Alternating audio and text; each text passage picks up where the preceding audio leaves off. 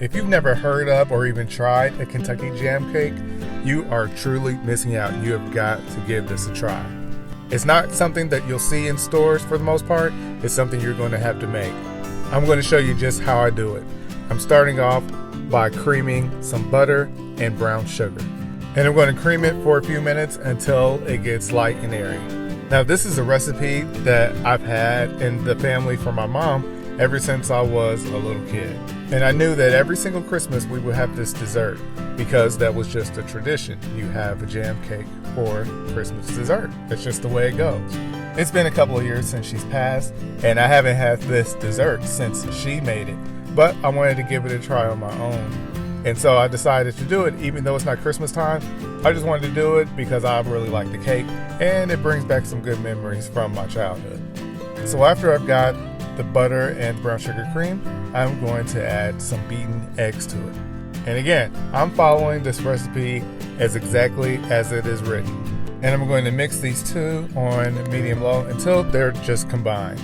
I'm not going to overbeat it. Doing that would make for a tough cake, and I don't want to do that. And after I do that, I'm going to add in my dry ingredient. And I'll show you just how much of the dry ingredients I'm putting in and exactly what I'm putting in. And I'm mixing this on the lowest speed because I do not want flour going everywhere. Plus, if I overbeat, then the cake will get tough, and I don't want a tough cake. Overbeating it will cause gluten to form, and I want as little of that as possible. So then I'm going to add in my spices. And one thing that you'll see as you see the ingredients for this cake is that it is very similar to a spice cake. And in fact, that's pretty much kind of what it is. It is a spice cake with jam in it. Now I've got the dry ingredients added. I'm then going to add in some buttermilk and baking soda. Now, the recipe requests that you add the baking soda to the buttermilk, so that's what I'm doing. I've got my nuts and raisins. I'm going to add some flour to it so that it doesn't sink to the bottom once I add them to the batter. Because that's one thing that will happen if you don't add flour first. Once you bake your cake, you'll find that they all sink to the bottom. So adding flour is a really good way to make sure that that does not happen. And they get dispersed evenly throughout the cake. And I'm just going to mix those on low speed until I see that they are combined, which just takes a few seconds to do. Now I'm going to add my jam to the cake. So I'm getting close to the very last steps. And the jam that I'm adding is a blackberry jam. And that is the traditional jam that is added to the jam cake. And if you can't find blackberry jam, you can use blackberry preserves as well.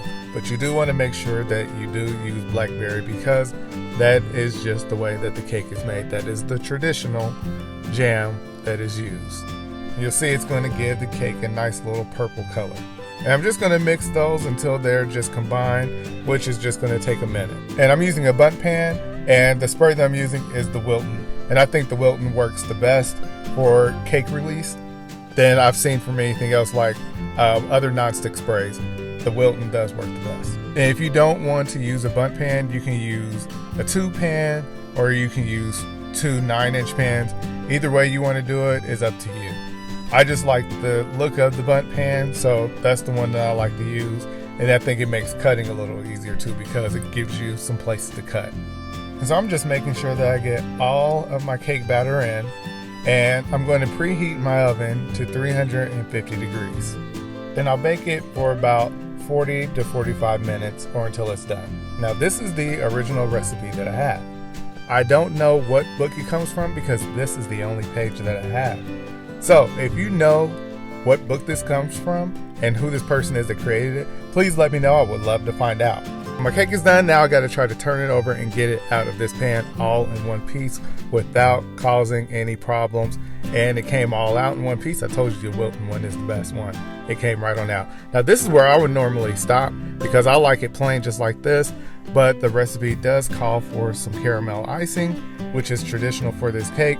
So I'll go ahead and put one on there. Now I do have a recipe for the caramel icing and a video as well if you want to check it out. But the recipe is the exact same one that you saw on that recipe that was in the video earlier, which is also a pretty traditional recipe for a caramel icing. Just a word of caution about caramel icing, this is not like your fluffy frostings that you're used to. This is a little bit firmer. This is actual icing. So it's going to be a lot firmer once you get it on your cake. Almost kind of like royal icing. So if you're familiar with that, or what you may see on cookies. So this is kind of somewhat like that, maybe not as firm, but it's pretty close to that.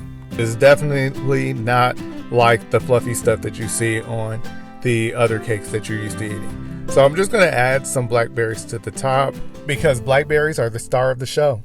And please give this recipe a try. I think you're really going to enjoy it.